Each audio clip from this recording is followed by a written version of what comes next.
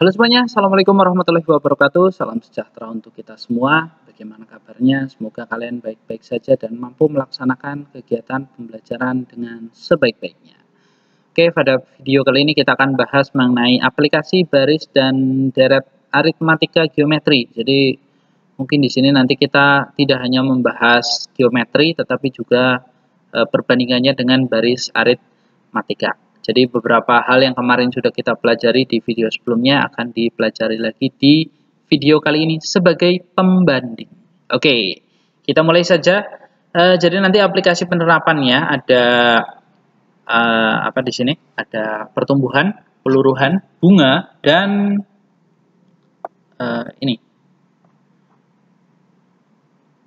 anuitas, gitu ya. Jadi bunga termasuk nanti ada anuitas di dalamnya. Nah, kita mulai dari pertumbuhan dulu. Pertumbuhan itu berarti nanti dia akan bertumbuh, berarti semakin besar, gitu loh. Nah, mungkin di sini nanti di modul kalian bisa perbaiki. Ini bukan 1 min PN, tapi tentu saja 1 plus gitu ya. Kalau 1 min berarti nanti dia bukan semakin besar, tetapi semakin kecil. Itu untuk pertumbuhan. Nah, di aritmatika. Nah, sedangkan di geometri dia nanti akan membentuk suatu baris geometri dengan R-nya itu adalah 1 ditambah I. Nah, I ini adalah perubahannya, jadi berapa persen misalnya. Nanti di contoh soal akan dijelaskan. Sedangkan peluruhan itu berarti nanti dia sesuatu hal yang meluruh, jadi semakin kecil. Jadi kalau pertumbuhan itu dia semakin besar, kalau peluruhan dia semakin kecil. Ciri khasnya untuk aritmatika berarti 1 min PN. Jadi dikurangi. Nah, sedangkan untuk deret geometrinya atau untuk permasalahan geometrinya ya sama seperti pertumbuhan, hanya bedanya kalau untuk pertumbuhan R-nya itu ditambah, jadi 1 ditambah I. Kalau untuk peluruhan itu R-nya adalah 1 min I. Karena dia nanti akan semakin kecil, gitu ya. Lalu ada bunga. Nah, bunga di sini kalau aritmatika itu disebut sebagai bunga tunggal. Kalau kalian bisa cek di video sebelumnya mengenai pembahasan aplikasi baris dan deret aritmatika, itu berarti selalu ada kalimat bunga tunggal. Kenapa? Karena bunganya itu dijumlahkan atau ditambahkan berdasarkan tabungan paling awal sendiri. Jadi kalau misalnya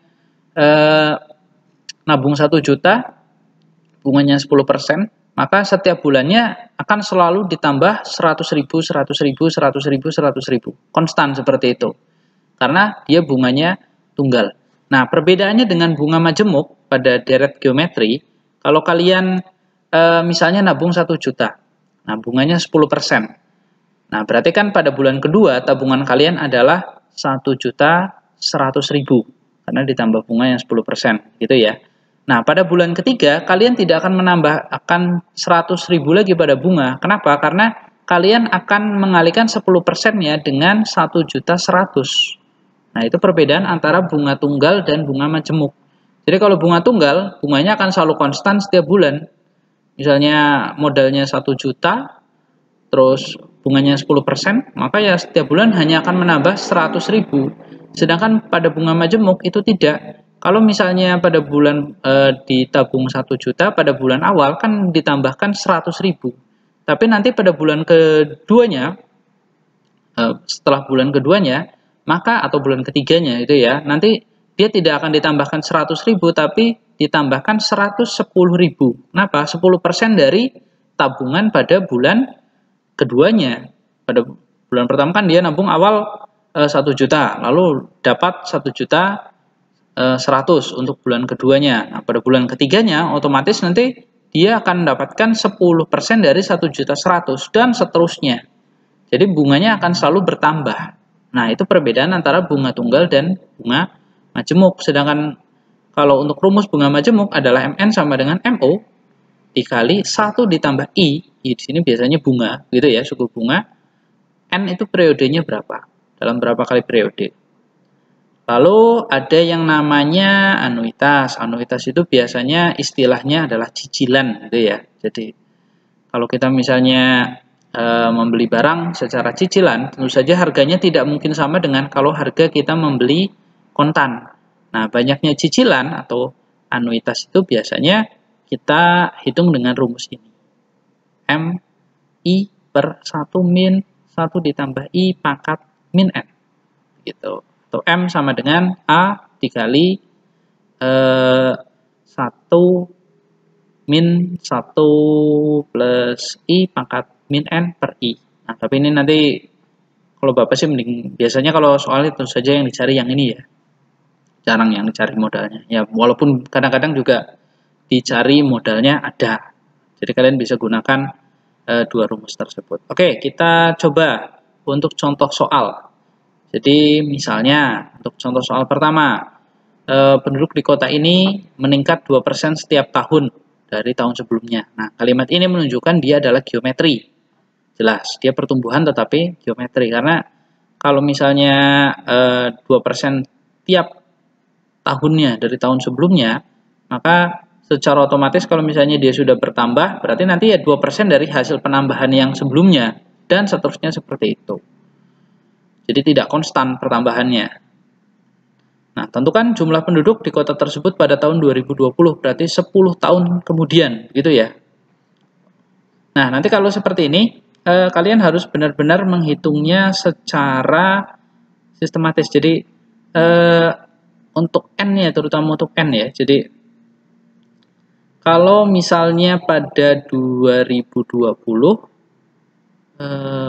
sebentar kalimatnya, sebesar 2% setiap tahun dari tahun sebelumnya. Begitu. Berarti nanti kalau ini bukan 2020, kalau di sini N-nya 8 ya. Oh, di sini malah 2017. Nah, berarti ini salah ketik. Bukan 2020 tapi 2017. Seperti ini. Nah, yang perlu diperhatikan adalah untuk mencari N. Ingat, N itu dimulai dari 2010. Jadi 2010 itu sudah masuk pada hitungan. Ini yang kadang-kadang salah menghitungnya. Jadi dianggapnya 2010 sampai 2017 berarti hanya 7 tahun. Padahal N-nya itu dihitung dari awal. Jadi 2010 itu sudah masuk hitungan. Jadi kalau kita hitung 2010, 2011, 2012, 2013, 14, 15, 16, 17. Berarti N-nya itu 8, bukan 7. Jadi istilahnya di sini N itu adalah 2007 dikurangi 2010 ditambah 1. Kenapa? Karena 2010 itu masuk hitungan gitu ya. Jadi posisi awal di 2010 itu masuk hitungan. Maka nanti di sini N-nya adalah 8. Nah, kita tinggal hitung dengan deret dengan baris geometri A dikali R pangkat N min 1. Nah, R-nya karena ini pertumbuhan berarti ditambah I. I itu apa? I itu adalah persentasenya. Perhatikan di sini 2%. 2% itu berarti adalah 0,02. Ya. Berarti 1 ditambah 0,02 hasilnya adalah 1,02. Jadi nanti kita akan mencari 900.000 dikali 2 kali 1 kali 1,0 astagfirullahaladzim. 900.000 dikali 1,02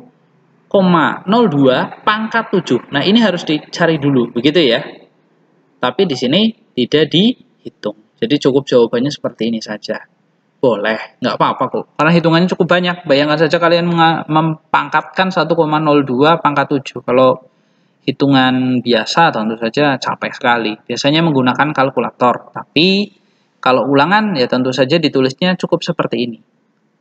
Jadi tidak dijabarkan. Kenapa kalau dijabarkan ya waktu kalian pasti habis hanya untuk menghitung 1,02 pangkat 7. Itu cukup banyak nanti hasilnya ya. Tapi kalau kalian di rumah PR pakai kalkulator boleh atau tidak, untuk pengecualian untuk ini sepertinya Bapak akan tetap memperbolehkan gitu ya. Pasti di luar kemampuan kalian untuk menghitung 1,02 pangkat 7. Oke, lanjut misalnya contoh kedua. Sebuah mobil dibeli dengan harga 200 juta. Jika setiap tahunnya mengalami penyusutan 20% dari tahun sebelumnya. Ya, ini cerita yang bagus tapi kurang masuk akal ya. Karena kalau mobil menyusut 20% setiap tahun, tidak akan ada orang yang beli mobil gitu. Karena pasti 5 tahun saja harganya sudah sangat-sangat jatuh. Ya, tapi tidak apa-apa. Ini kan hanya sekedar contoh saja. Kalau di realitanya tidak mungkin menyusut sampai 20%. Mungkin kalau di sini setiap 8 tahun sekali mungkin sedikit masuk akal. Tapi kalau setiap tahun nyusut 20% itu tidak mungkin itu. Tapi karena ini soal ya berarti kita coba selesaikan ya. Sama seperti tadi. Jadi setiap tahunnya harganya mengalami penyusutan. Berarti A-nya ini nanti ini. Nah, setelah 5 tahun berarti kan saat beli tahun pertama, tahun kedua, tahun ketiga, tahun keempat, tahun kelima. Berarti nanti 6. Jadi N-nya itu 6 bukan 5. Hati-hati untuk soal-soal seperti ini, kalian harus memperhatikan bahwa kondisi awal atau saat titik nolnya itu dihitung sebagai A atau U1. Jadi N-nya nanti di sini 6. Berarti A-nya ada 200 juta, I-nya adalah 20% atau 0,2, berarti nanti dikurangi, begitu ya. Nah, dan 0,2, nah ini salah ngitung lagi ya, 20% masa dikurangi 0,2 jadi 0,02. Silakan nanti diperbaiki di modul kalian, berarti bukan 0,98 tapi 0,8. Nah, ini ada peluruhan atau penyusutannya. Jadi setiap tahun harganya akan menjadi 0,8 dari harga tahun sebelumnya. Berarti nanti di sini kita ganti ini jadi 8. Dan ya cukup seperti ini aja. Terus ini belum diganti lagi. Ini bukan 8 tapi 6 ya. 6 pangkat 1 sehingga nanti di sini 0,8 pangkat 5. Nah, seperti itu. Nanti silakan di modul direvisi lagi mengenai apa namanya hitungannya. Ini 200 juta jadi 2 kali 10 pangkat 8. Pembuatan bentuk eksponen ya. Karena nolnya kan ada 1, 2, 3, 4, 5, 6, 7, 8. Jadi 2 dikali 10 pangkat 8. Oke. Lanjut contoh berikutnya. Ada contoh ketiga. Sebuah modal ada sekian diperbungakan dengan bunga majemuk 4% per tahun. Tentukan modal tersebut setelah 5 tahun. Nah, jadi modal bunga majemuk tapi per tahunnya 4%. Berarti MO-nya itu adalah 1.200.000. I-nya adalah 4% atau 0,04 per tahun. MN-nya itu adalah MO dikali 1 ditambah I pangkat N. Nah, sama seperti tadi ya. Jadi tahun kelima.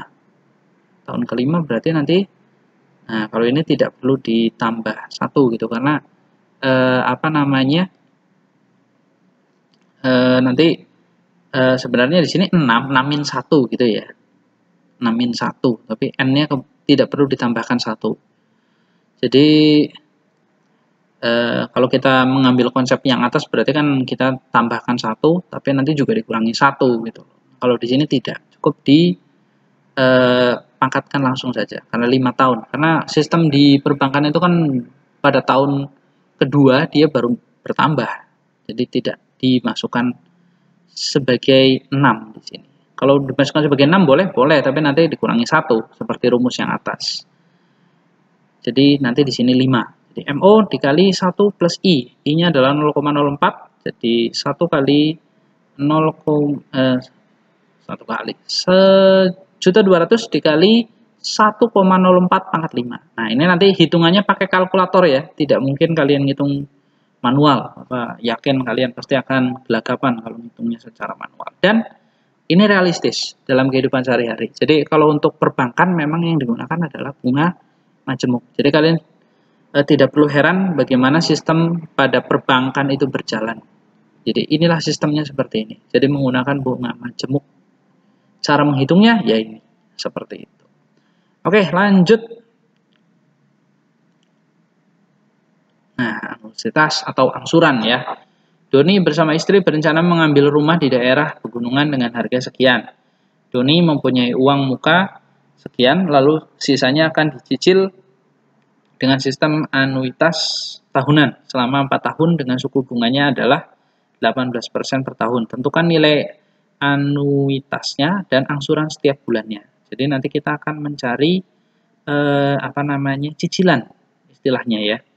Jadi MO di sini adalah modal. Modalnya tentu saja adalah nah ini yang mungkin kita sering lihat untuk permasalahan pembelian rumah, yaitu ada uang muka. Jadi uang muka itu pada dasarnya akan mengurangi modal kita gitu loh. Jadi sudah dibayarkan di awal. Jadi MO-nya adalah 150 juta.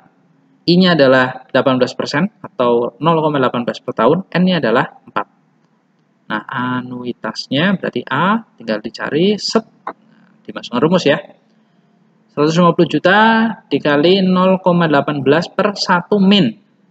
1 ditambah ini dipangkatkan min 4. Jadi 0,18 per 1 min 1,18 pangkat min 4. Nah, ini dihitung menggunakan kalkulator. Sekali lagi, sulit sekali untuk menghitung seperti ini kalau tidak pakai kalkulator.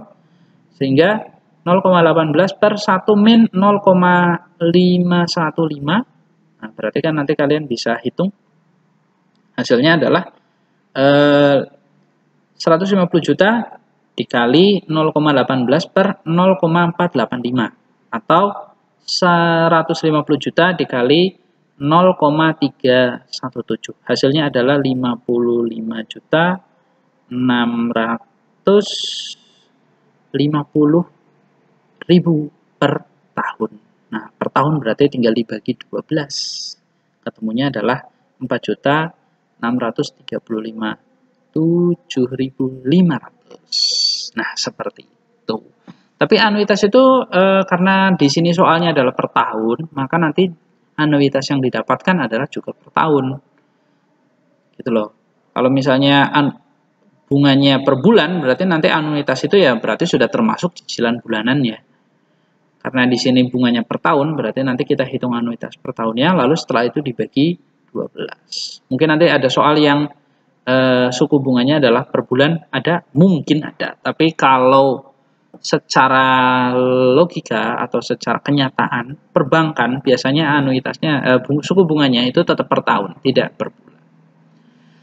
Oke, demikian penjelasan mengenai aplikasi baris dan deret geometri. Lebih tepatnya kalau di contohnya geometri, tidak ada yang aritmatika. Tadi di atas tabelnya hanya perbandingannya saja menggunakan antara penggunaan aplikasi di baris dan deret aritmatika, lalu penggunaan dan aplikasi pada baris dan deret geometri. Oke, semoga bermanfaat untuk kalian dan membantu kalian dalam belajar. Jangan lupa untuk selalu berdoa sebelum belajar dan membantu orang tua di rumah ya. Jadi nanti ilmu yang kalian dapatkan didapat dengan benar-benar doa dari orang tua. Seperti itu saja. Terima kasih atas perhatiannya. Sampai jumpa lagi di video-video selanjutnya.